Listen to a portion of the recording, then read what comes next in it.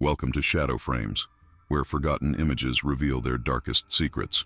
Today, we uncover the chilling story behind one of history's most enigmatic photographs.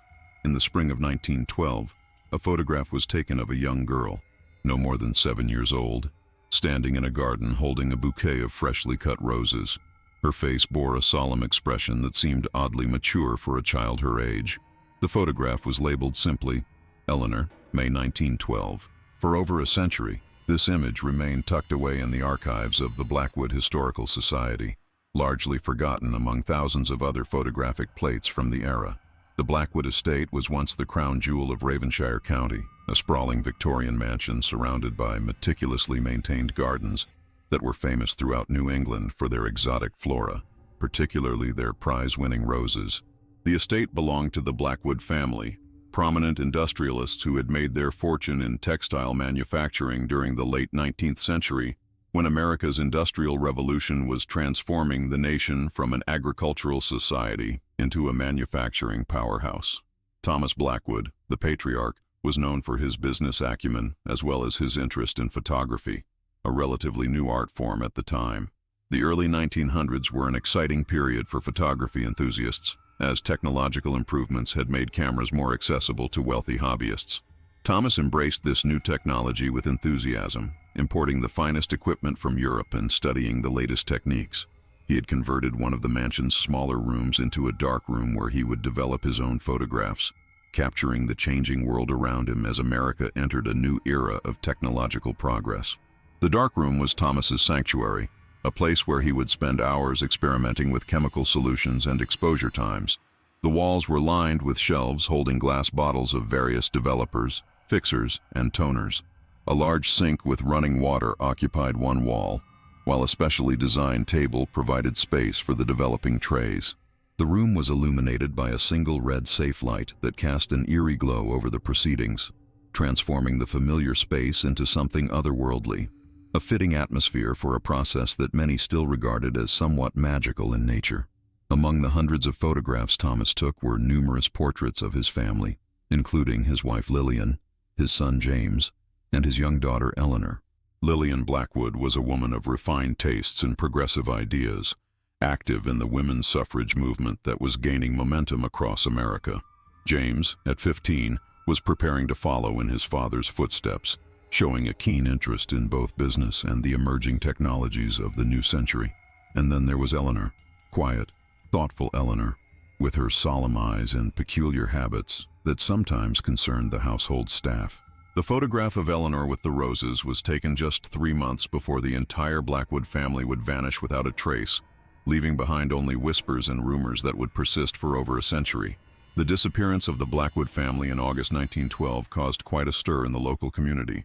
The family had attended a summer garden party at a neighboring estate on the evening of August 17, 1912. It was one of those perfect New England summer evenings, warm but not oppressive, with a gentle breeze carrying the scent of flowers and freshly cut grass. Ladies in white dresses and gentlemen in summer suits gathered on the expansive lawn of the Whitmore estate, sipping lemonade and champagne as a small orchestra played popular tunes of the day. Witnesses reported nothing unusual about the Blackwoods' behavior that night. Thomas was seen discussing politics and the recent sinking of the Titanic with other gentlemen over brandy and cigars. The tragic maritime disaster that had occurred just 4 months earlier remained a frequent topic of conversation among the upper classes, many of whom had friends or acquaintances among the passengers. Thomas had reportedly been fascinated by the technical aspects of the disaster, questioning how such a marvel of modern engineering could have succumbed to something as simple and ancient as ice. Lillian was noted to have worn a new pearl necklace and spent much of the evening discussing the upcoming women's suffrage march with the other ladies. She had recently returned from a trip to New York where she had attended a speech by the famous suffragist Alice Paul and was full of enthusiasm for the cause. Several guests later recalled her passionate advocacy for women's right to vote, a somewhat controversial position in the more conservative circles of Ravenshire County. Young Eleanor had played with the other children, though several guests later remarked that she seemed unusually quiet, even for a child known for her reserved nature. Mrs. Whitmore, the hostess, would later tell investigators that she had found Eleanor alone at one point, standing at the edge of their rose garden, whispering to herself. When approached, the child had smiled politely and rejoined the other children, but there was something in her expression that Mrs. Whitmore found unsettling, a look that seemed too knowing for a child of 7. The Blackwoods departed the party at approximately 10:30 p.m., boarding their Model T Ford, one of the first in the county, a testament to Thomas's embrace of modern innovation. The automobile, still a novelty in 1912, had caused quite a stir when Thomas first brought it to Ravenshire. With its gleaming brass fittings and polished black bodywork, the vehicle represented the cutting edge of modern transportation, having only been in production for a few years. The fact that Thomas owned one spoke volumes about both his wealth and his forward-thinking nature. The family's chauffeur, William Harper, drove them the short 3 miles back to their estate. Harper would later tell authorities that he dropped the family at the front entrance, where they were greeted by their housekeeper, Mrs. Abernathy. He noted nothing unusual about their demeanor, though he did mention that Eleanor had fallen asleep during the short journey and had to be carried inside by her father. After parking the automobile in the carriage house that had been converted to a garage, Harper retired to his quarters above the stables. The night passed quietly, or so it seemed. The moon was nearly full, casting a silvery light over the gardens and the surrounding woods. A few of the estate workers later reported hearing strange sounds in the night, what one gardener described as singing, but not like any voice I ever heard before. Another claimed to have seen lights moving among the rose bushes long after the family had retired. These accounts were largely dismissed by investigators as the product of imagination and superstition, particularly in the aftermath of the mysterious disappearance. The next morning, Mrs. Abernathy arrived at 6 a.m. as was her custom to begin preparing breakfast. Mrs. Abernathy was a widow in her 50s who had served the Blackwood family for over a decade. She was known for her efficiency and discretion, qualities highly valued in a head housekeeper. She entered through the servants' entrance, noting with some surprise that the kitchen fire, which was normally kept banked overnight, had gone out completely. This was unusual, as one of the kitchen maids was responsible for maintaining it. But Mrs. Abernathy simply assumed the girl had been negligent in her duties and proceeded to relight it herself. As she moved through the house, opening curtains and preparing for the day ahead, she found the house eerily quiet. This in itself was not unusual.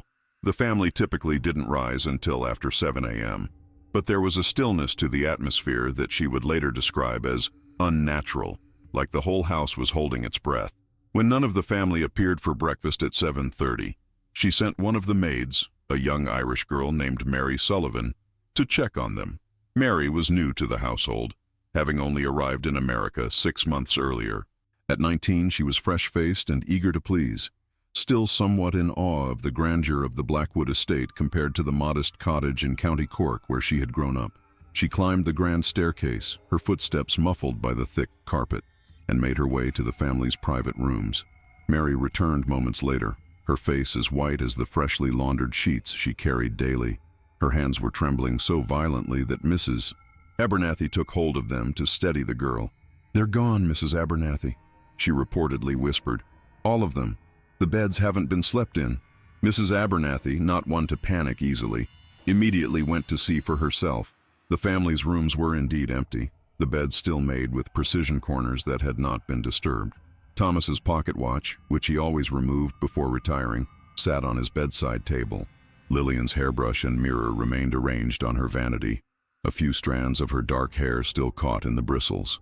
James's school books were stacked neatly on his desk, a half-written essay on the Industrial Revolution lying beside them. And in Eleanor's room, her porcelain dolls stared blankly from their shelf, the largest one positioned carefully on her pillow as if keeping watch over an empty bed. A search of the house revealed that nothing appeared to be missing. Lillian's jewelry box still contained her valuable pieces, including her grandmother's diamond brooch that had been in the family for generations. Thomas's wallet, containing nearly $100, a considerable sum in 1912, remained on his dresser beside his watch and cufflinks.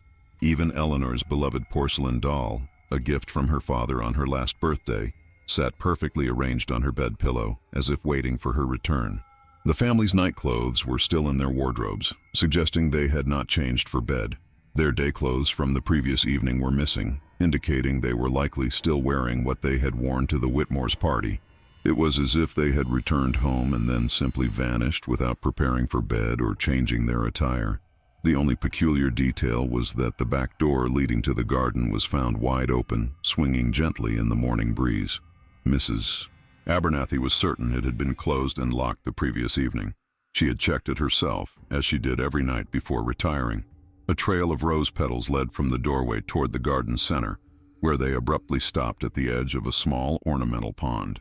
The roses in the garden had been disturbed, with several bushes appearing as though someone had hastily cut blooms from them. The finest specimens, which Thomas had been cultivating for an upcoming horticultural exhibition, had been particularly affected, their stems cut at odd angles, rather than with the careful precision the gardeners typically employed. Local authorities were summoned immediately. The county sheriff, Robert Miller, arrived with 2 deputies around 9 a.m. Sheriff Miller was a practical man, skeptical by nature and not given to flights of fancy. He had served as sheriff for nearly 15 years and prided himself on running an efficient, no-nonsense department. His first thought was that the family had been kidnapped, perhaps for ransom given their wealth and status in the community.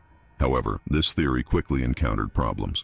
There was no sign of forced entry or struggle anywhere in the house. No ransom note had been delivered. And perhaps most puzzling, if kidnapping had been the motive, why take the entire family, rather than just Thomas, or perhaps Eleanor?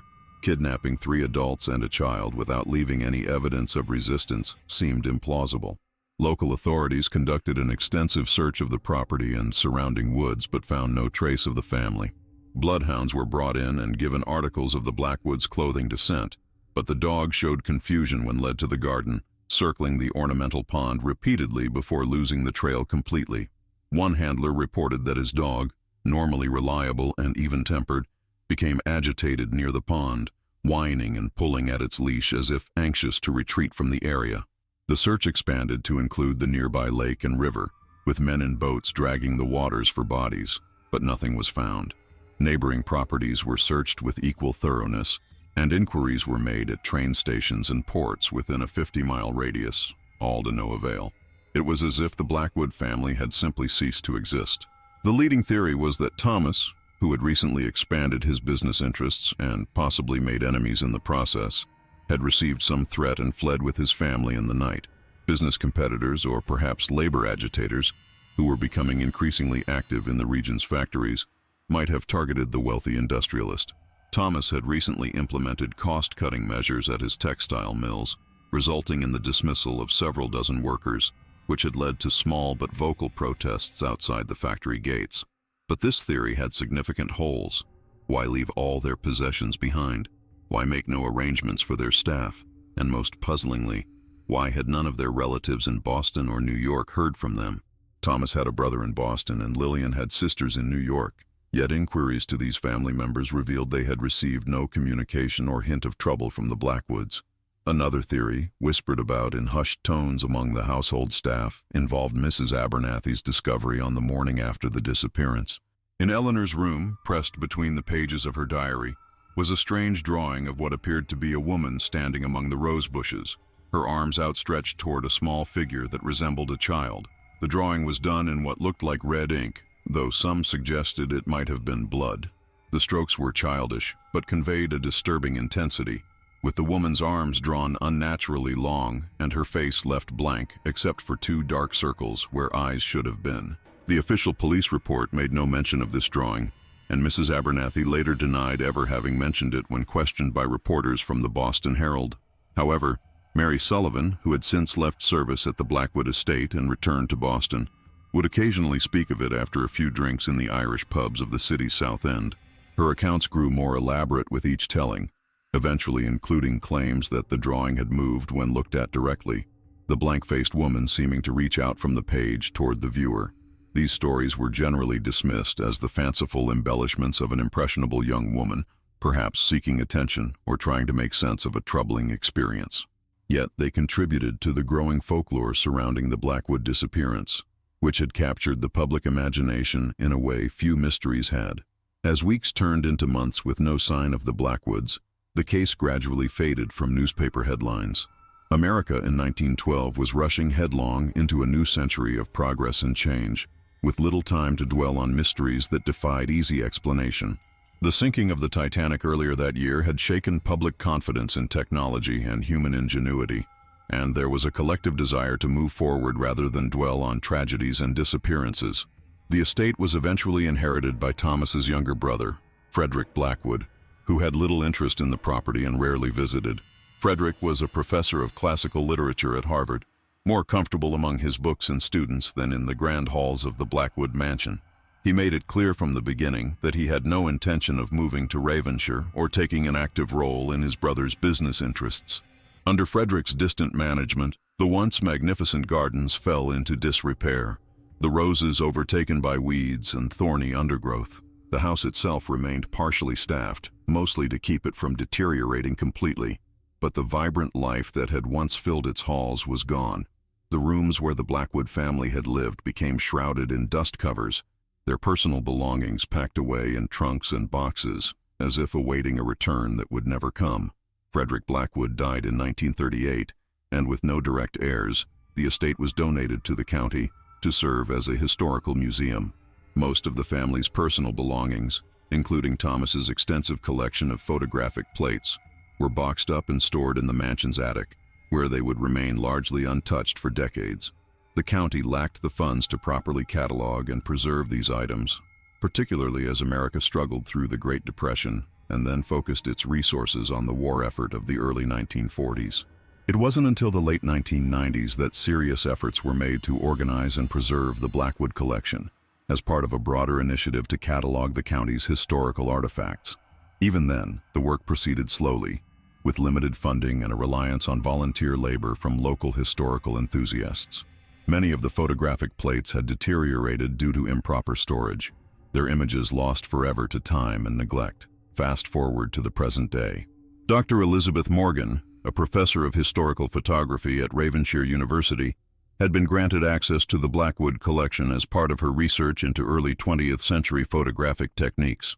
Dr. Morgan was a respected academic in her mid-40s, with a reputation for meticulous research and an almost intuitive understanding of historical photographic processes. She had published several well-received books on the evolution of photography from the daguerreotype to the digital age, with a particular focus on the technical innovations of the early 1900s. Her interest in the Blackwood collection was primarily technical. Thomas had been known to experiment with advanced photographic techniques, and his notes, if they could be found, might provide valuable insights into the methods used by amateur photographers of the period. She had not expected to find anything particularly remarkable among the hundreds of family portraits and landscape studies that made up the bulk of the collection. While sorting through the hundreds of glass plates, many of which had been damaged by decades of improper storage, she came across the photograph of Eleanor with the roses. Something about the child's expression caught her attention, a look that seemed to convey both innocence and a deep, unchildlike knowledge. The technical quality of the image was also exceptional, with a clarity and depth that suggested Thomas Blackwood had indeed been a skilled photographer, despite his amateur status. Using modern digital scanning technology, Dr. Morgan created high-resolution digital copies of Thomas Blackwood's photographs to study them in greater detail. It was during this process that she noticed something unusual about the photograph of Eleanor. In the background, partially obscured by shadow and the limitations of 1912 photography, there appeared to be a figure standing among the rose bushes, watching the little girl. The figure was barely visible in the original plate, just a vague shape that might easily be dismissed as a shadow or flaw in the emulsion. But the digital enhancement brought it into sharper focus, the outline of what appeared to be a woman in a long dress, standing unnaturally still among the roses. At first I thought it was just a trick of the light or perhaps damage to the photographic plate, Dr. Morgan would later explain in her interview with the Historical Society Journal. Photographic plates from this era often have flaws and anomalies, particularly if they haven't been properly stored. But as I enhanced the image and adjusted the contrast, it became clear that there was definitely someone there. Intrigued by this discovery, Dr. Morgan enlisted the help of Dr. James Chen, a specialist in digital image restoration from the university's technology department. Dr. Chen was a young and brilliant computer scientist who had developed algorithms specifically designed to extract information from damaged or degraded images. His work had previously been used to restore historical photographs and films, revealing details that had been invisible to earlier researchers. Using advanced image processing algorithms, Dr. Chen was able to further enhance the barely visible figure in the background of Eleanor's photograph. The process involved multiple steps. First, digitally repairing damage to the image, then using contrast enhancement to bring out subtle details, and finally applying specialized filters designed to separate intentional photographic subjects from flaws in the medium. What we found was unsettling, Dr. Chen admitted. The figure appears to be a woman in a long white dress, typical of the period, but her proportions are wrong.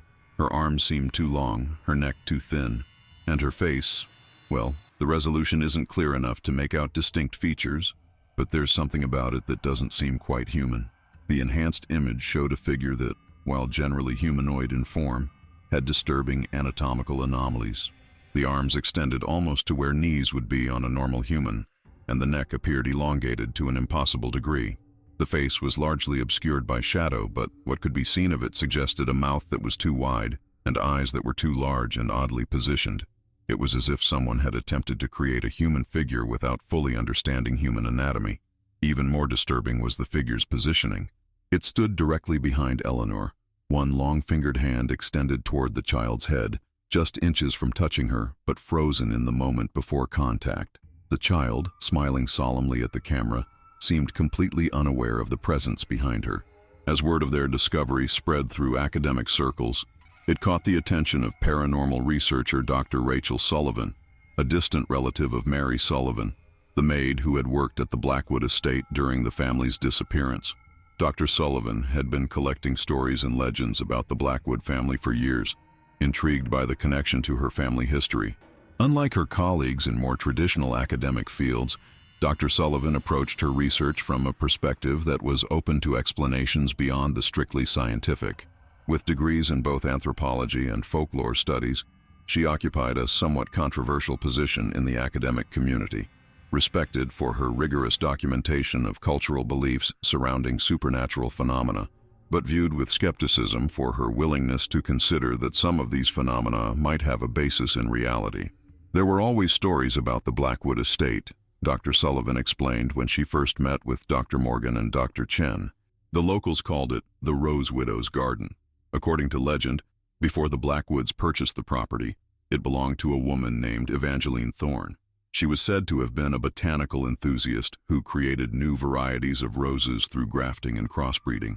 Her roses were famous for their unique coloration, a deep crimson so dark they appeared almost black in certain light. Dr. Sullivan had spent years collecting these local legends, interviewing elderly residents of Ravenshire County, and combing through old newspapers and personal diaries for references to the Thorne estate.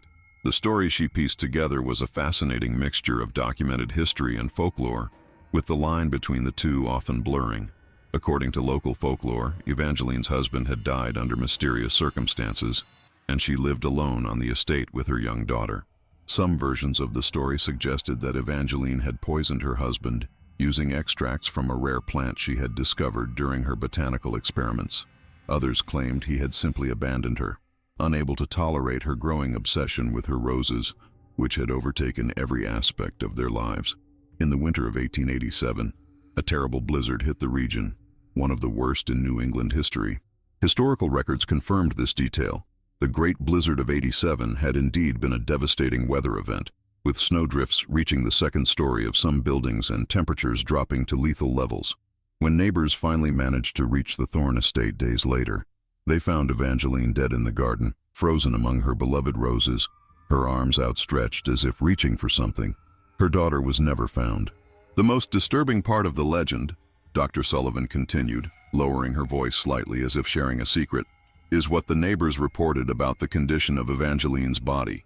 According to accounts from the time, her face bore an expression of rapturous horror, a contradiction that the local newspaper struggled to explain, and her arms were described as being unnaturally elongated, as if stretched by some terrible force. The medical experts at the time attributed this to the effects of freezing, but local folklore suggested something far more sinister. The property remained abandoned for years afterward, falling into disrepair as legal questions about ownership remained unresolved. Evangeline had no known relatives, and her daughter's body was never found, leading to complications in the disposition of the estate. During this period, local legends about the property flourished. People claimed to hear a child's laughter in the gardens at night, and to see a woman in white moving among the rose bushes, Dr. Sullivan explained. Parents warned their children to stay away from the old thorn place, telling them that the Rose Widow would take them away if they ventured too close to her garden. It became something of a local bogeyman story, the kind told to frighten children into behaving. When Thomas Blackwood purchased the estate in 1898, he reportedly scoffed at these superstitions and immediately set about restoring the gardens, particularly the unique dark roses that had somehow survived years of neglect. A man of science and reason, Thomas dismissed the local legends as the products of ignorance and imagination, typical of rural communities in the late 19th century. There are records of Thomas specifically seeking out and rehabilitating Evangeline's black roses, Dr. Sullivan noted. He even presented some at the New England Horticultural Society's annual exhibition in 1901, where they caused quite a sensation. Botanists were fascinated by their unusual coloration, which didn't match any known rose variety. Thomas named them Thorn's Midnight in recognition of their original cultivator. Armed with this local legend and the enhanced photograph, the three researchers, Dr. Morgan, Dr. Chen, and Dr. Sullivan, decided to conduct a more thorough investigation of the Blackwood estate and its history. They obtained permission from the Ravenshire Historical Society to access all remaining records related to the property, including architectural plans, personal correspondence, and household ledgers. The research team established a temporary headquarters in a small office at the County Historical Society, where they methodically sorted through boxes of documents related to the Blackwood and Thorn estates. Many of the papers were fragile with age, requiring careful handling and sometimes specialized equipment to read without causing damage. In the county records office, they discovered something intriguing. The original architectural plans for the mansion included a series of tunnels beneath the garden, ostensibly built for drainage purposes. This wasn't unusual for a large estate of the period. Proper drainage was essential for maintaining gardens in the often wet New England climate. However, later modifications to these tunnels, commissioned by Thomas Blackwood in 1910, suggested a more elaborate underground structure than would be necessary for simple drainage. It appears that Blackwood converted part of the tunnel system into some sort of underground chamber, Dr. Morgan noted as she examined the blueprints. According to these plans, it was accessible through a concealed entrance near the central pond in the rose garden, the same pond where the trail of rose petals ended on the night the family disappeared. The modifications included reinforced walls, a ventilation system, and what appeared to be electrical wiring, a modern convenience that would have been quite novel for an underground structure in 1910. The purpose of this chamber wasn't specified in the plans, but the level of detail and expense involved suggested it was intended for regular use rather than simply storage. Further research in Thomas Blackwood's business records revealed substantial purchases of photographic equipment and chemicals during the same period as the tunnel modifications. While Thomas was known to be an enthusiastic photographer, the quantity of materials seemed excessive for a hobbyist, even a dedicated one. Particularly notable were orders for chemicals not typically used in standard photographic processes of the era, including compounds more associated with scientific research than photography. With special permission from the Historical Society, the team arranged to investigate the grounds of the Blackwood estate, now a public historical park. The garden had been partially restored in recent years, though none of the famous dark roses remained. The ornamental pond at the center was now empty, its stone basin cracked with age and partially overgrown with moss and lichen. On a cool autumn morning, the three researchers, accompanied by representatives from the Historical Society and a county archaeologist, began their on-site investigation. The estate had a melancholy beauty in the fall light, the remaining garden structures draped with golden and crimson leaves from the surrounding trees. The air was crisp and carried the slight scent of decay that accompanies the changing seasons. Using ground-penetrating radar, Dr. Chen confirmed the existence of the tunnel system beneath the garden. The technology, which sends radar pulses into the ground and measures their reflection to create images of subsurface structures, revealed a network more extensive than even the modified plans had suggested. The tunnels are still there, he confirmed, studying the radar images on his tablet. And there's definitely a larger chamber exactly where the modified plans indicated. But there's something else as well. A second chamber that doesn't appear on any of the blueprints. It's smaller than the main one, almost like an alcove or antechamber, but it definitely exists. This discovery prompted the team to seek emergency permission for a limited archaeological excavation. Given the historical significance of the site, the county expedited their request, and within a week, a small team of archaeologists began carefully excavating around the edge of the ornamental pond. The excavation proceeded methodically, with each layer of soil carefully removed and examined for artifacts. Just below the surface, they found fragments of ceramic pots that had once held roses, along with rusted gardening tools and other detritus typical of an abandoned garden. Deeper down, they encountered the remains of the original irrigation system, clay pipes that had once carried water throughout the garden to nourish Evangeline thorns and later Thomas Blackwood's precious roses. It didn't take long to locate the entrance to the tunnel system. A stone hatch concealed beneath what had once been a decorative statue of a cherub. The statue itself was long gone, likely removed when the estate became public property, but its base remained, and beneath it, the hatch. The stone covering was heavy, designed to look like part of the garden's decorative architecture rather than an entrance. It was sealed with an intricate iron lock that had rusted shut over the decades. After careful consideration and consultation with preservation experts, the decision was made to open the hatch. Modern tools were used to carefully break the rusted lock without damaging the historical stonework.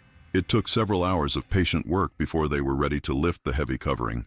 The air that escaped as they lifted the heavy stone covering was stale and carried a strange, sweet scent reminiscent of roses. A narrow stone staircase descended into darkness. Modern LED lights revealed a tunnel lined with brick, its floor covered with a thin layer of dried mud and dead leaves that had somehow found their way in over the years. The team proceeded cautiously, documenting everything with cameras and measuring equipment. The main tunnel extended for approximately 50 feet before opening into the chamber shown on Thomas Blackwood's modified plans. It was a circular room about 15 feet in diameter, with walls of fitted stone. Wooden shelves, now rotted and collapsed, had once lined the walls. Among the debris, they found the remains of glass containers, photographic equipment, and chemicals used in the development of photographs. It appears to have been a secondary darkroom, Dr. Morgan observed, carefully examining a partially intact glass bottle, more private than the one in the house. But why would Blackwood need a secret darkroom beneath his garden? The underground chamber was equipped with features that went well beyond what would be needed for a typical darkroom. There were channels in the floor that appeared designed to drain liquids, ventilation shafts that led to discreet openings in the garden above, and most curiously, metal rings embedded in the walls at regular intervals, as if intended for securing something or someone. The answer began to emerge as they explored further.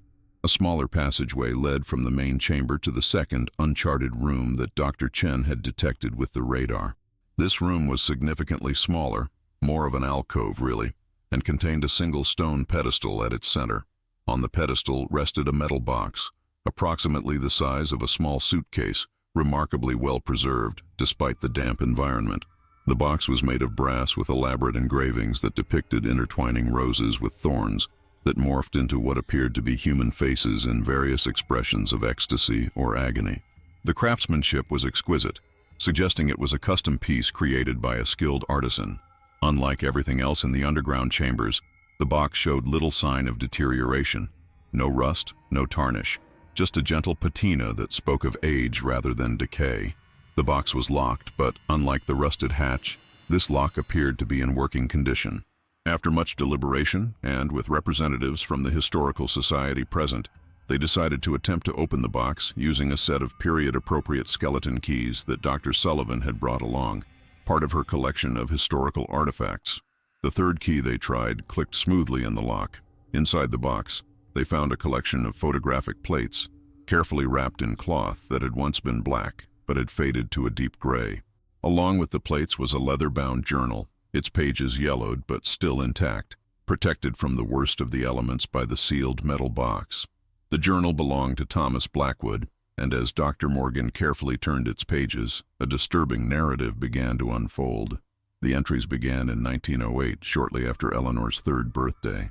"My darling Eleanor has always been special," Thomas had written in an elegant, flowing script. "Even as an infant, she seemed to perceive things beyond the normal range of senses. Lillian dismisses it as a child's active imagination, but I have seen her conversing with empty corners of rooms, laughing and responding to questions no one has asked. Initial entries describe these incidents with the detached curiosity of a scientifically minded father observing his child's development.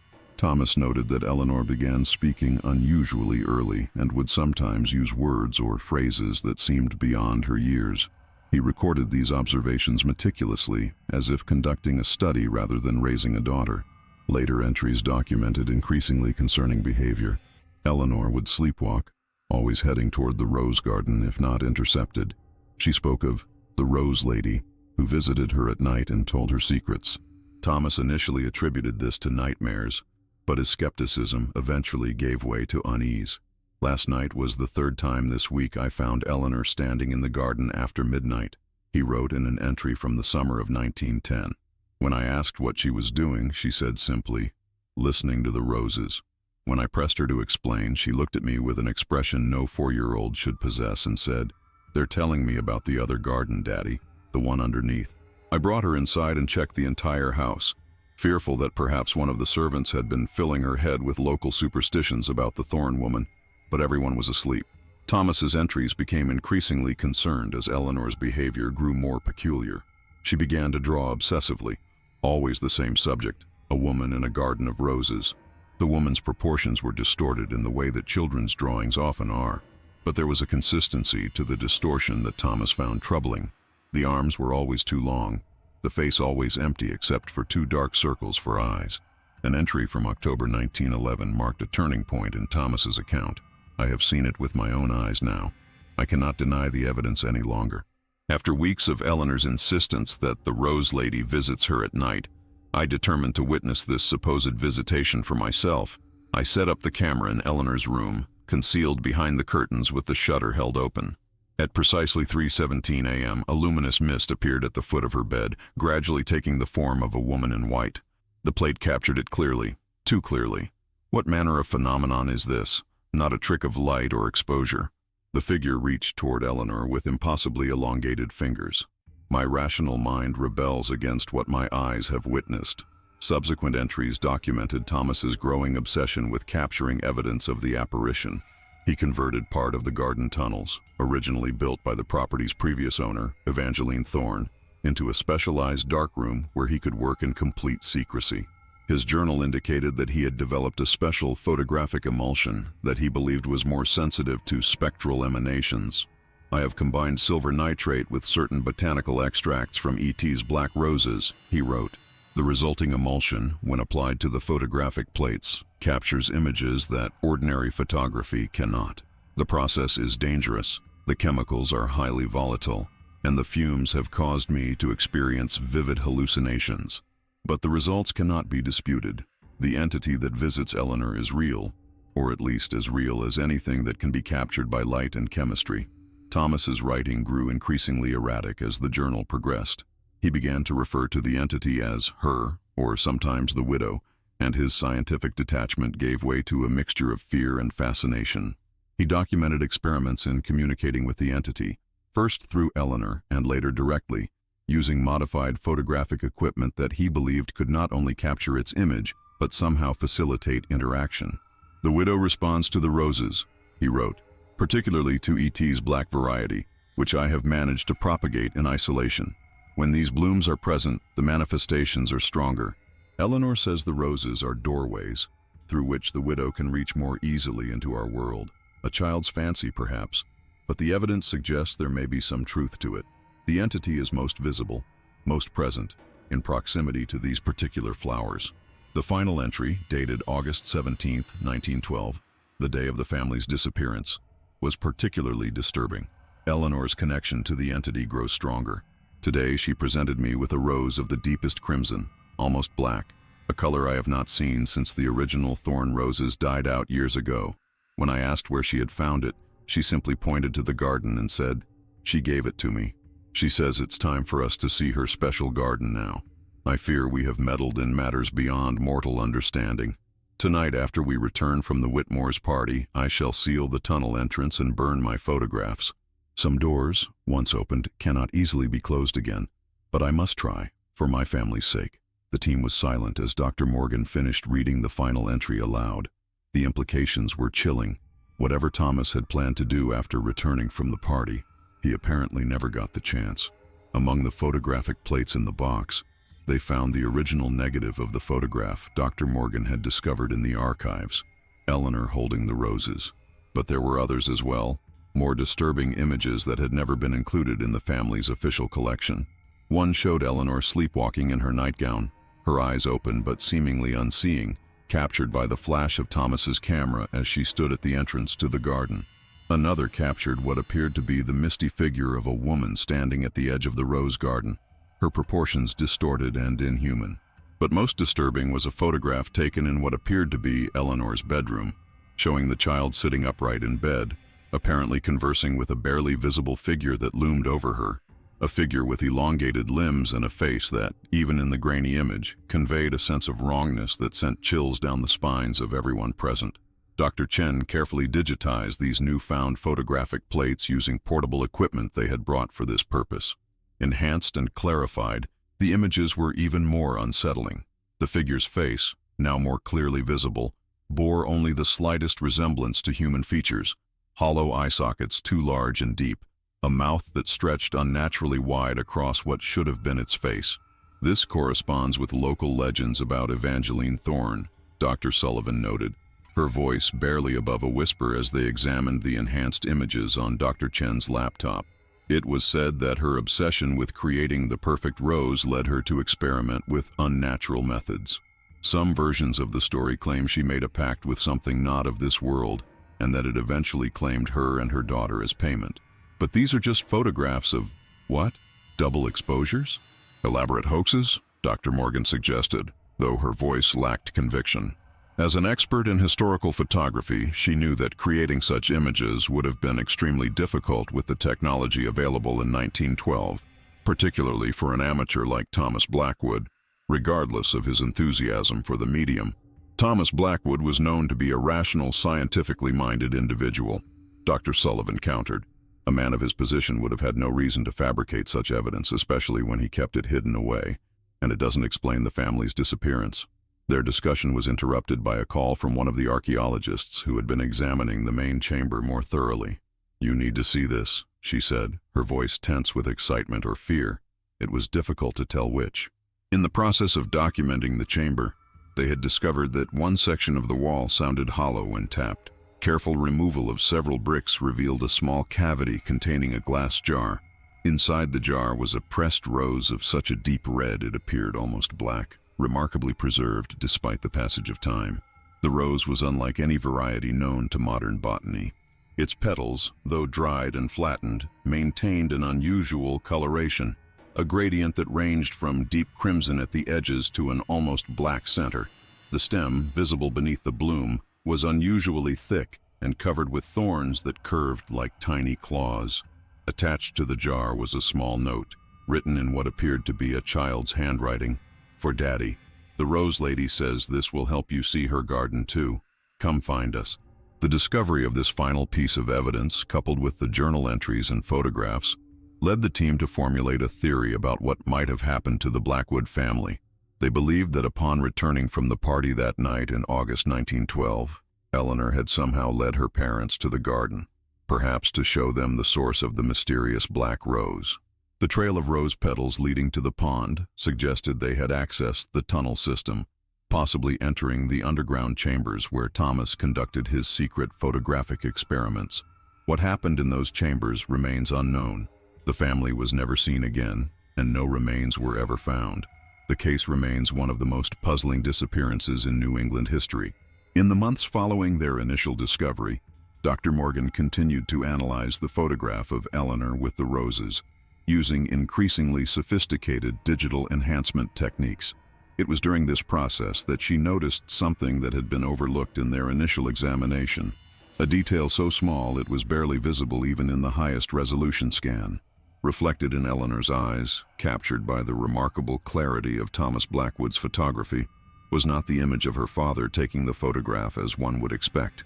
Instead, standing where Thomas should have been, was the indistinct figure of what appeared to be a woman in white, her arms outstretched toward the child. This discovery sent a chill through Dr. Morgan. The principle of Purkinje images, reflections visible in the eyes of photographic subjects, was well established in forensic photography. These reflections often captured the scene in front of the subject, including the photographer. The fact that Eleanor's eyes showed not her father but the mysterious entity suggested either an elaborate and technically challenging photographic trick or something far more disturbing, that at the moment the photograph was taken, Thomas Blackwood was not the only one looking at his daughter. This discovery prompted Dr. Morgan to re-examine all of the photographs from the metal box with even greater scrutiny. In each image of Eleanor, the same figure could be detected in reflections, in a mirror, in a window, in the surface of water, always watching, always reaching toward the child. Most disturbing was Dr. Morgan's analysis of the photograph of Eleanor holding the roses, specifically the roses themselves. Using spectral analysis software developed for examining art forgeries, she discovered that the pigmentation of the roses in the photograph didn't match any known rose variety from the period. The spectral signature was, in fact, not entirely consistent with organic material at all. Whatever those roses were, Dr. Morgan would later write in her academic paper on the subject, they were not typical flowers.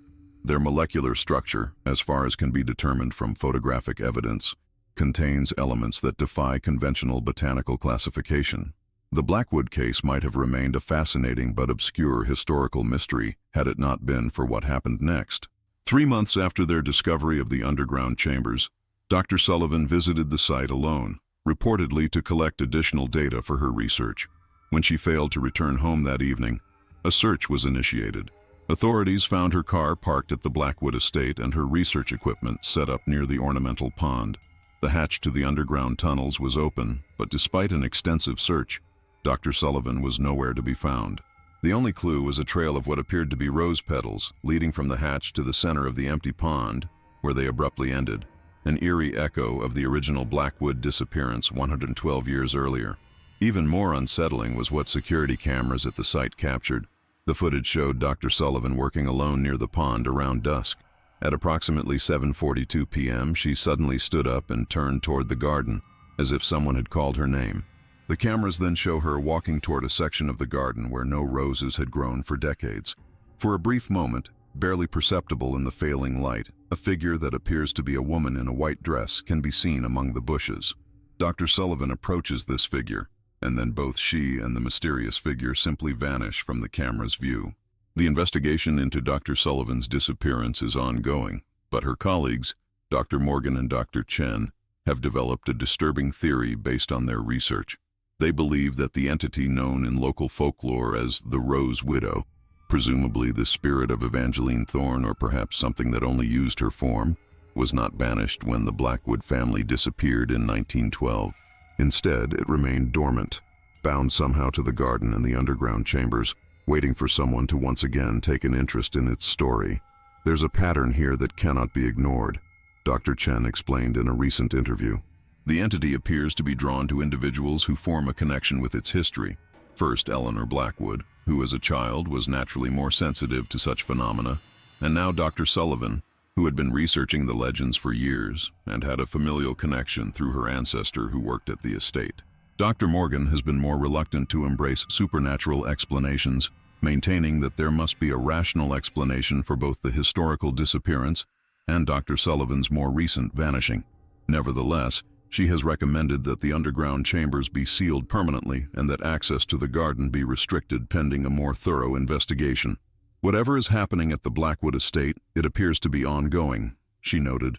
While I hesitate to endorse paranormal theories, the pattern of disappearances and the evidence we've uncovered suggests that something dangerous remains active at the site. Whether it's some kind of toxic substance in the tunnels that causes hallucinations and disorientation or something else, the risk to public safety is too great to ignore. The local authorities, skeptical of paranormal theories, have focused their search on more conventional explanations for Dr. Sullivan's disappearance.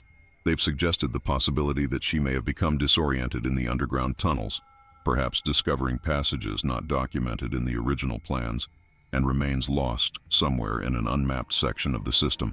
Ground-penetrating radar has revealed that the tunnel network is more extensive than initially believed, with branches extending well beyond the garden's boundaries. The county has brought in specialized search teams with experience in cave and tunnel rescues, but so far, Their efforts have yielded no signs of Dr. Sullivan. The search has been complicated by the age and instability of the tunnel system, with several sections deemed too dangerous to explore without significant reinforcement. In the midst of this ongoing mystery, another discovery has added a new layer to the already complex story. A distant relative of Evangeline Thorne, alerted by news reports about the Blackwood estate investigation, came forward with a collection of family documents that had been preserved through generations. Among these was a journal belonging to Evangeline herself, dating from 1886 to 1887, the year of her death. The journal painted a picture of a woman consumed by botanical obsession, particularly the creation of a perfect black rose. Evangeline wrote of experimenting with various breeding techniques, but as her entries progressed, she began to reference other, less scientific methods. She wrote of ancient folklore regarding flowers that bloomed only in moonlight and were said to grow at the threshold between worlds. Most significantly, the journal contained pressed specimens of plant material, petals, leaves, and seeds, some of which botanical experts have been unable to identify as belonging to any known plant species. Preliminary DNA analysis of these specimens has yielded puzzling results, with genetic markers that don't align with any cataloged plant genome. The final pages of Evangeline's journal described a ritual she planned to perform during the winter solstice of 1887, coinciding with the blizzard that allegedly claimed her life. She wrote of using her own blood to nourish the roots of her special roses, believing this sacrifice would finally achieve the perfect black bloom she sought, a flower that would open doors to gardens beyond mortal comprehension. The journal ended abruptly mid-sentence with a final, chilling line.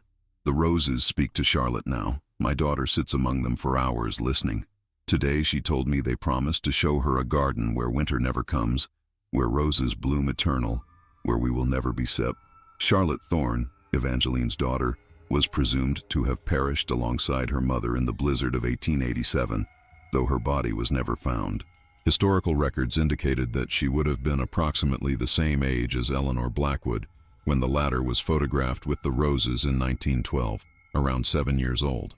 This connection prompted Dr. Morgan to compare the few existing photographs of Charlotte Thorne with those of Eleanor Blackwood.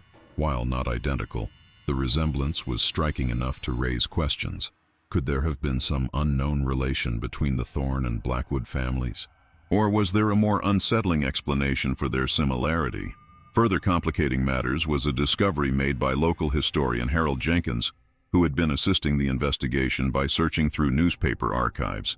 In a small article from the Boston Evening Transcript dated September 3, 1912, 2 weeks after the Blackwood family's disappearance, Jenkins found a curious report. Child found wandering, claims to be Eleanor Blackwood.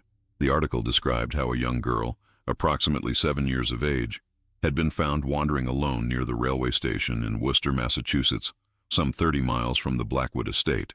The child identified herself as Eleanor Blackwood and claimed to have become separated from her parents.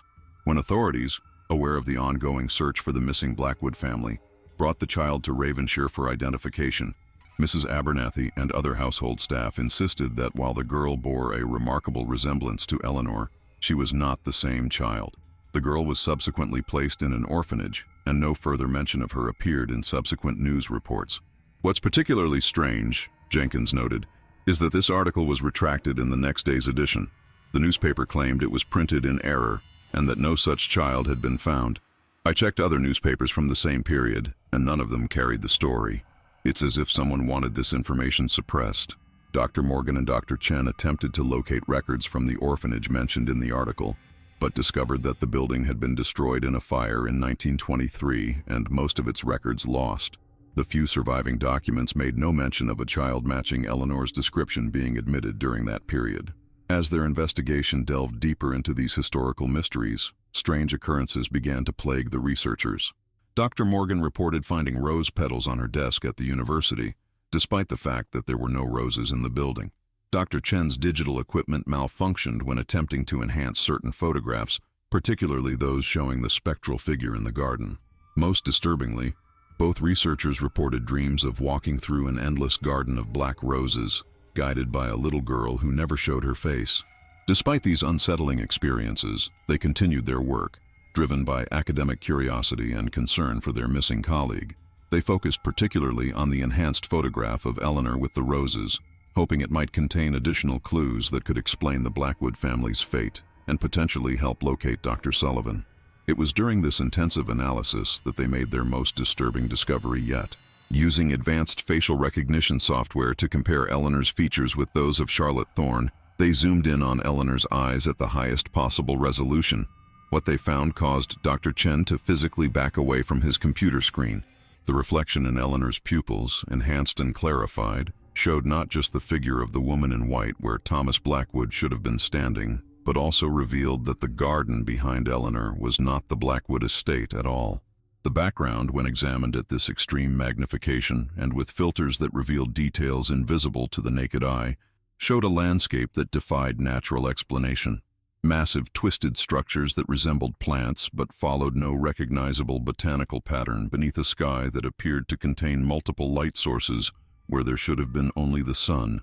It's as if the photograph was taken in another world entirely, Dr. Chen whispered as they stared at the enhanced image. A world merely disguised to look like the Blackwood garden. Dr. Morgan, still clinging to rational explanation, suggested that the photograph might have been subject to double exposure or other darkroom manipulation. Thomas Blackwood was experimenting with photographic techniques we may not fully understand, she argued. These anomalies could be artifacts of his process rather than evidence of something else. Their debate was interrupted by a call from the police. A new development had occurred in the search for Dr. Sullivan. A maintenance worker at the Blackwood estate had discovered something unusual while checking the irrigation system near the rose garden. A camera. It was Dr. Sullivan's digital camera, partially buried in soil that showed no signs of having been recently disturbed, as if the device had been there for years rather than months. When the police examined the camera's memory card, they found it contained hundreds of photographs taken on the day of Dr. Sullivan's disappearance. The final images showed a progression that chilled everyone who viewed them. The ornamental pond at sunset, a close-up of what appeared to be a single black rose growing where no roses had bloomed in decades, a blurry figure standing among the bushes, and finally, a series of increasingly distorted images that seemed to show Dr. Sullivan moving toward the figure, the camera apparently still taking pictures automatically as she held it. The last photograph was the most disturbing. It showed what appeared to be a garden, but not the Blackwood garden as it exists today, or even as it appeared in historical photographs. This garden was vast, with paths winding between massive plants that resembled roses only in the most abstract sense, their blooms the size of dinner plates, their stems thick as tree trunks, all in shades of such deep crimson they appeared almost black. In the center of the image, barely visible among the enormous blooms, was a female figure in white, her back to the camera, one unnaturally elongated arm extended backward, as if beckoning to the photographer to follow her deeper into the impossible garden.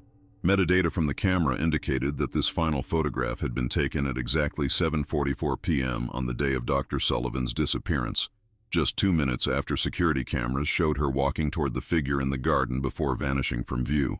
The discovery of the camera and its disturbing contents led authorities to intensify their search, but as days turned into weeks with no sign of Dr. Sullivan, the investigation gradually lost momentum. Dr. Morgan and Dr. Chen continued their research, though university officials concerned about the potential psychological impact of the case encouraged them to distance themselves from it. Instead, they became even more deeply involved, particularly after Dr. Morgan made yet another connection.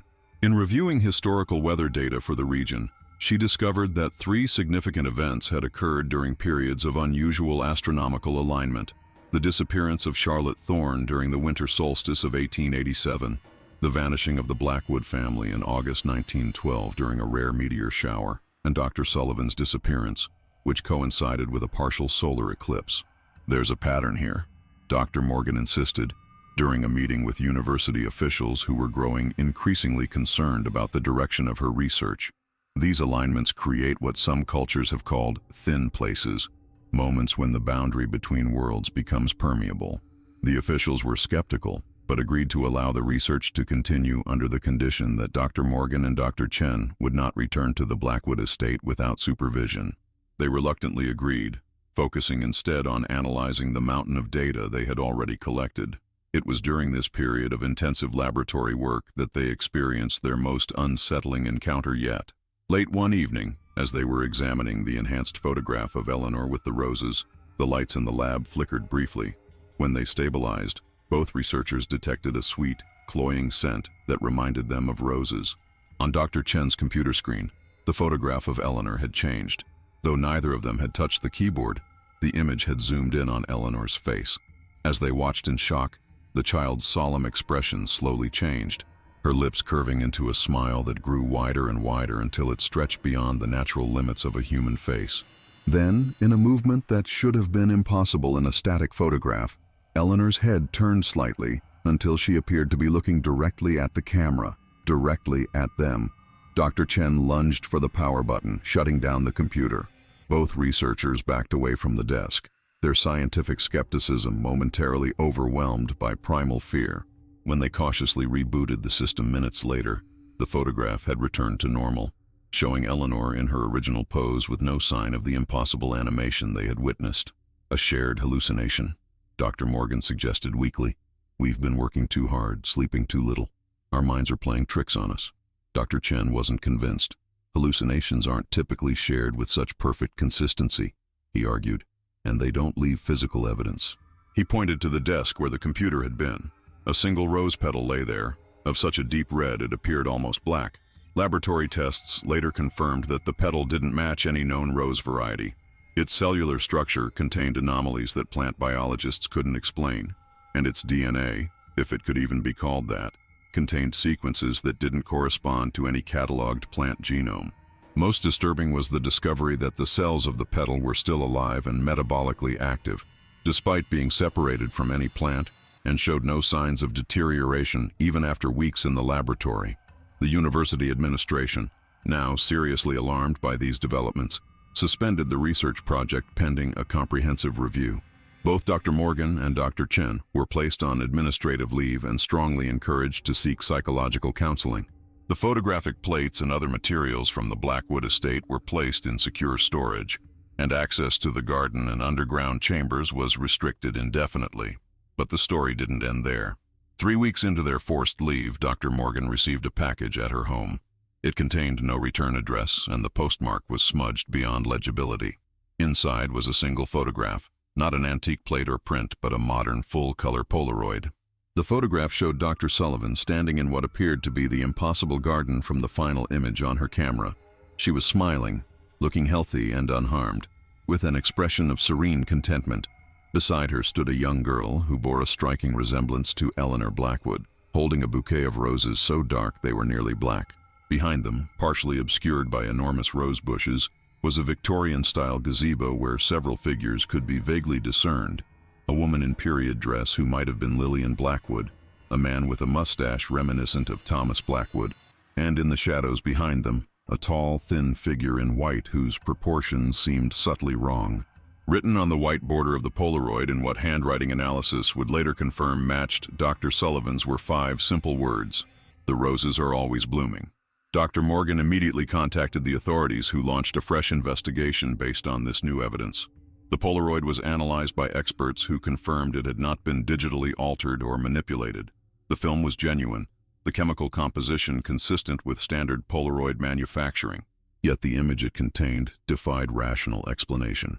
Forensic botanists who examined the roses in the photograph concluded that they belonged to no known species. Architectural experts determined that the gazebo did not match any structure ever built on the Blackwood estate. Most puzzling of all, atmospheric scientists who studied the sky visible in the upper corner of the image noted that it contained what appeared to be 2 suns, an astronomical impossibility on Earth. Despite renewed interest in the case, no trace of Dr. Sullivan has ever been found. The Blackwood estate remains closed to the public, though local residents report seeing lights in the garden at night and hearing what sounds like a child's laughter among the overgrown bushes where the roses once bloomed. Dr. Morgan eventually returned to her academic work, though colleagues note she no longer specializes in historical photography, instead focusing on theoretical physics, particularly the study of parallel dimensions and non-Euclidean spaces.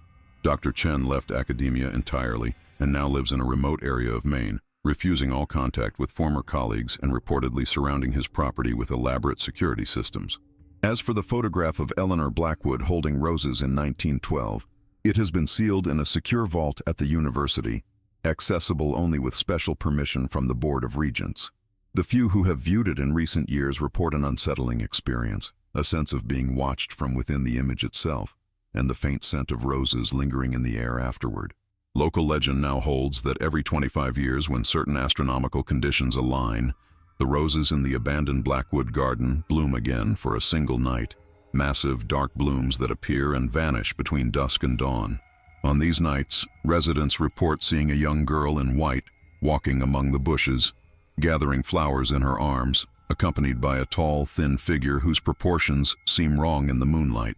Those who have studied the case warn against visiting the estate on such nights, and particularly against following if a child calls your name from among the roses.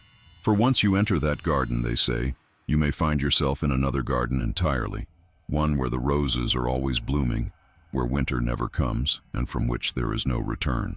The photograph of Eleanor holding roses in 1912 remains one of history's most enigmatic images, a frozen moment that, when examined closely enough, may reveal a doorway to somewhere else, a place where those who vanished over the decades might still wander among impossible blooms in gardens not meant for mortal eyes. So if you should ever come across an old photograph of a solemn child holding roses, be careful how closely you look. Some images, once seen, cannot be unseen, and some gardens once entered can never be left behind. Shadow Frames will return next week with another forgotten image and the dark history it conceals. Until then, remember, every picture tells a story, but some stories are better left untold.